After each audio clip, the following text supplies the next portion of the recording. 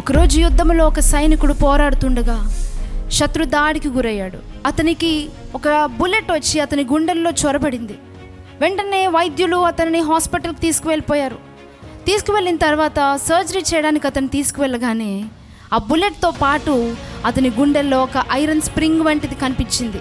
Maybe అది ఒక food రూపంలోనో ఒక వాటర్ రూపంలోనో అది అతని గుండెల్లోకి చొరబడి ఉండొచ్చు. ఎన్నో సంవత్సరాలుగా ఆ నొప్పికి కారణం ఏంటో తెలియక అతడు ఎంతో వేదన చెందేవాడు. తన విధుల్లో ఎంతో బాధ చెందేవాడు. ఎంతోమంది వైద్యులను సంపాదించినా కూడా తన గుండె నొప్పికి కారణం ఏంటో తెలిసేది కాదు. కానీ ఇప్పుడు ఆ సర్జరీకి వెళ్ళినప్పుడు ఆ బుల్లెట్ తీస్తుండగా ఒక ఐరన్ స్ప్రింగ్ అనేది అతని హార్ట్ వాల్వ్లో కనిపించగానే డాక్టర్స్ దాన్ని రిమూవ్ చేశారు. కొన్నిసార్లు దేవుడు మన జీవితంలో కొన్ని గాయాలు కలుగజేస్తూ ఉంటాడు. గాయము మన మేలు కొరకే ఆయన కలుగజేస్తూ ఉంటాడు. అందుకే యోబు గ్రంథము 5వ అధ్యాయంలో ఒక మంచి మాట కనిపిస్తూ ఉంటుంది. ఆయన గాయము చేయును, ఆయన చేతులే స్వస్థపరచును. ఎంత చక్కని శ్రేష్టమైన మాట. కొన్ని మార్లు దేవుడు మన జీవితంలోకి శ్రమను అనుమతిస్తూ ఉంటాడు. శోధనను, ఇబ్బందుల్లోనూ మనల్ని అనుమతిస్తూ ఉంటున్నప్పుడు మనము దానికి లోబడాలి. ఆయన అనుమతించే ప్రతి పరిస్థితికి కూడా మనము లోబడాలి. కొన్నిసార్లు ఎందుకు ఈ శ్రమ నాకే వచ్చింది, ఎందుకు ఈ గాయము నాకే వచ్చింది అని మనం దేవుని ఎదురు ప్రశ్నిస్తాము.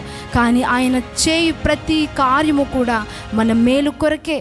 ఒక హాస్పిటల్కి మనం వెళ్ళినప్పుడు మన అవయవంలో లోపం ఉన్నప్పుడు దానిని సర్జరీ చేస్తూ ఉన్నప్పుడు ఆ వైద్యుడు ఆ శరీరం పైన గాయము చేసి ఆ యొక్క అవయవంలో ఉన్న లోపాన్ని సవరిస్తాడు కదా.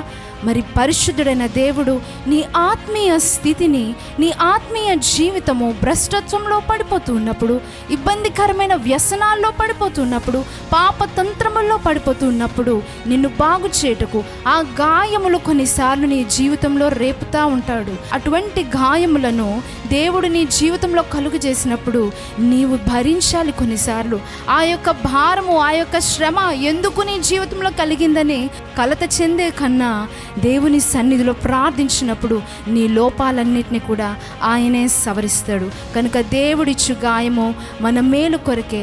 దేవుడు ఏది చేసినా సమస్తము మేలు కొరకే జరిగించువాడై